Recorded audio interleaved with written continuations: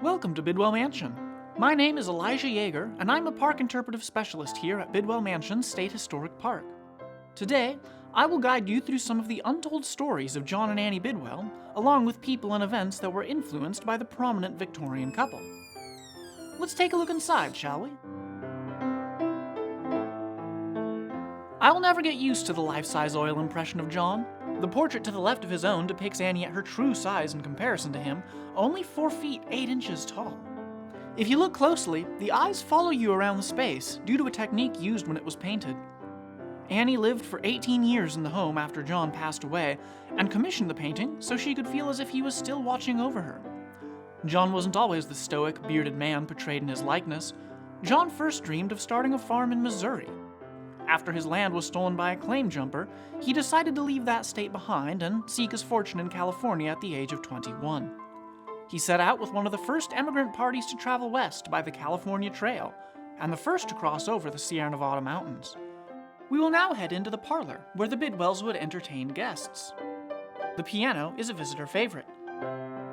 John Bidwell purchased this rosewood ivory-keyed beauty in New York on honeymoon with Annie. It took 6 months to arrive in California, being shipped around the tip of South America. It remains functional with an annual tuning appointment.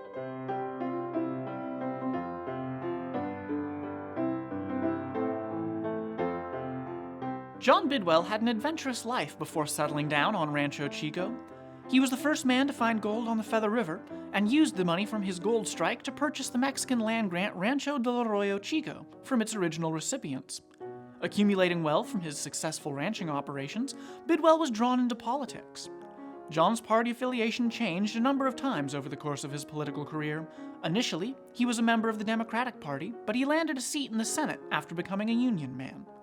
His continued convictions regarding temperance and suffrage led him to join the Prohibition Party towards the end of his political career. He ran for president as an independent in 1892, receiving about 270,000 votes. From the parlor, we'll move next door into the dining room. Many dinners and events were held in this room for sociability's sake and for the furtherance of John's political career and Annie's social work. Notable guests included the conservationist John Muir, Civil War General William Sherman, and President Rutherford B. Hayes.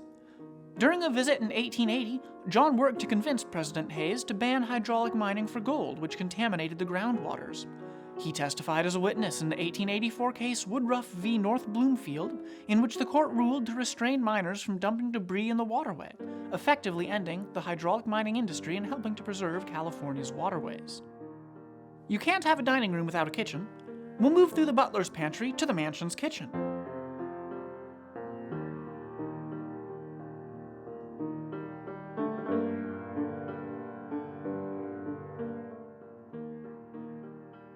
There are 12 bells, one to match with each of the bell pulls in the house. The mansion came equipped with a bell system to summon the staff. Wires ran through the hollow brick walls from handles placed throughout the home. Staff could tell which room to report to based on the bell that rang. We'll now make our way back to the main hallway.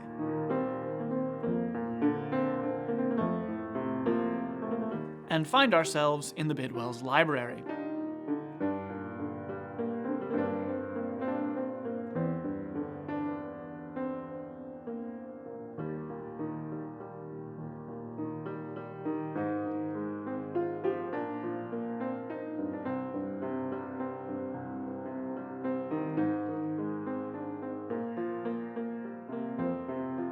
In his later political career, John advocated for temperance and for women's right to vote.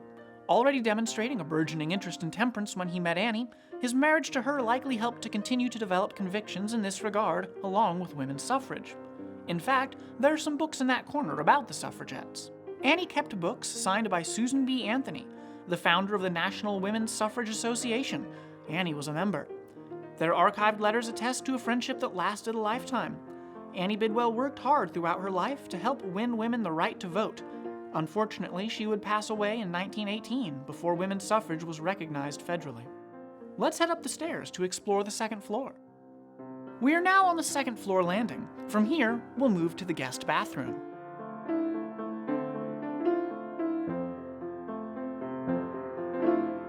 The elephant trunk toilets are original to the estate. They were made out of porcelain so they could be cleaned easily, with a high water tank to create pressure through the force of gravity. These toilets were the first of their kind in the area, Bidwell Mansion being the first house in California north of Sacramento with indoor plumbing. Across the hall from the bathroom is the VIP guest bedroom.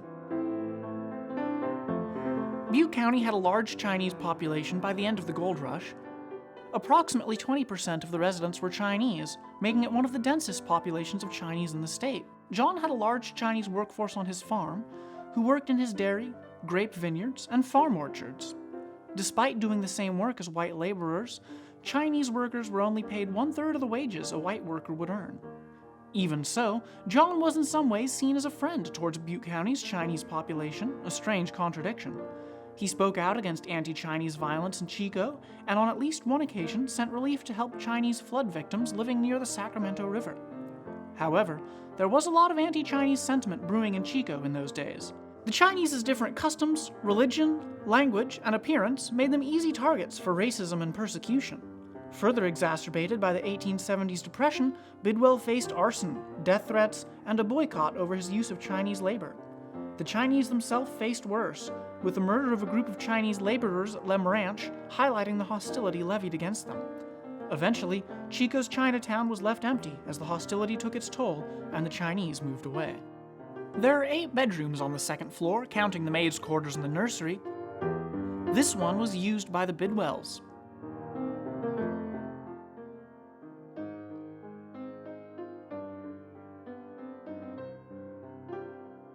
It's time to go up the stairs once again, this time to the 3rd floor.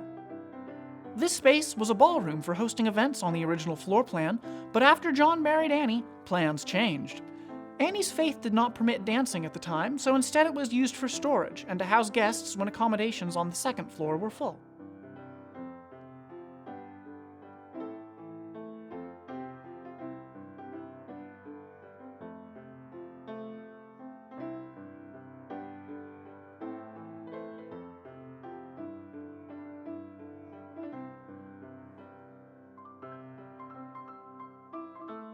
This final flight of stairs leads up to the mansion's tower. In many ways, John revolutionized agriculture. Wheat became a very popular form of sustenance and it was cheap to produce, but John wanted to try his hand at niche crops. Wheat and the flour made from it financed ventures into other crops, some successful, like the famous almond trees all over town. Guests were asked to bring seeds upon their visit at the Bidwell Mansion to diversify the plant population. John and Annie proved to be a dynamic couple whose actions and convictions dramatically shaped both Chico and California. Thank you for joining us and virtually visiting Bidwell Mansion State Historic Park.